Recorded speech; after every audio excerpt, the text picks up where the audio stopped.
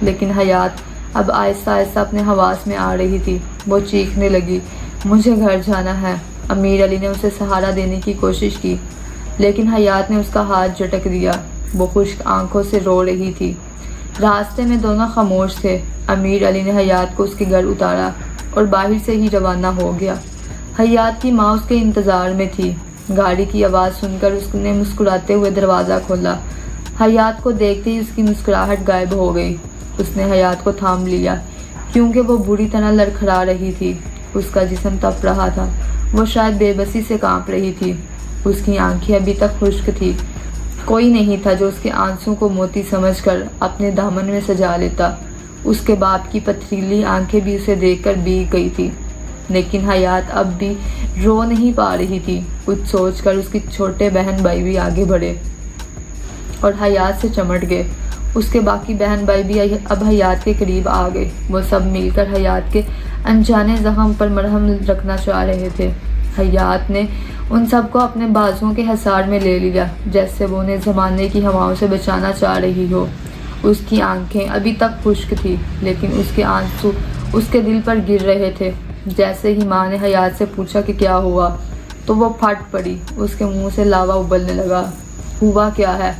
کاش میں جانتی ہوتی کیا ہونا ہے۔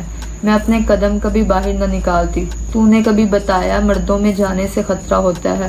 اماں نہیں، تم میری ماں نہیں ہو۔ تم میری ماں نہیں ہو سکتی۔ میری کوئی ماں نہیں۔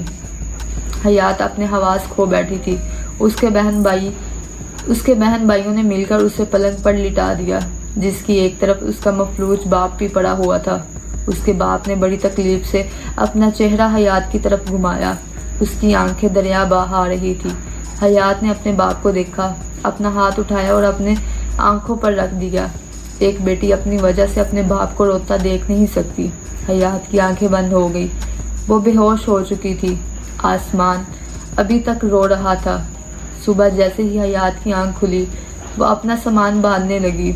وہ یہاں سے دور چلے جانا چاہتی تھی جہاں امیر علی کا سایہ بھی اس پر نہ پڑ سکے۔ اس نے ماں سے کہا وہ اپنی دادوں کے پاس گاؤں جا رہی ہے۔ اس کی دادو اسے بہت چاہتی تھی۔ حیات اس کی گود میں سکون لینا چاہتی تھی۔ اس کی ماں کہنے لگی، حیات اکیلی کیسے جاؤ گی؟ حیات اپنی ماں کو دیکھ کر مسکرائی۔ یہ کیسی مسکراہٹ تھی؟ یہ صرف حیات ہی جان سکتی تھی۔ اس کا قرب الفاظ میں بیان نہیں کیا جا سکتا تھا۔ اس نے جواب دیا، اب فرق ہی کیا پڑتا ہے ماں، میرے پاس کھونے کو بچا ہی کیا ہے۔ اس نے اپنا بیگ اٹھایا اور روانہ ہو گئی۔ بس میں کھڑکی کے ساتھ بیٹھی پیچھے کو بھاگتے ہوئے مناظر دیکھتے ہوئے حیات کو لگا کہ اس کی زندگی کا پہیہ بھی الٹا چلنا شروع ہو گیا ہے۔ جب وہ اپنے گاؤں کے سٹاپ پر اتری تو ابھی وہاں کوئی تانگا موجود نہیں تھا۔ وہ انتظار کرنے لگی۔ اتنے میں ایک گاڑی گاؤں جانے کے لیے وہاں سے گزری۔ ڈرائیور نے گاڑی روکی۔ وہ اسے لفٹ دینے کی پیشکش کی۔ وہ ایک سلجھا ہوا پڑھا لکھا جوان دکھ رہا تھا۔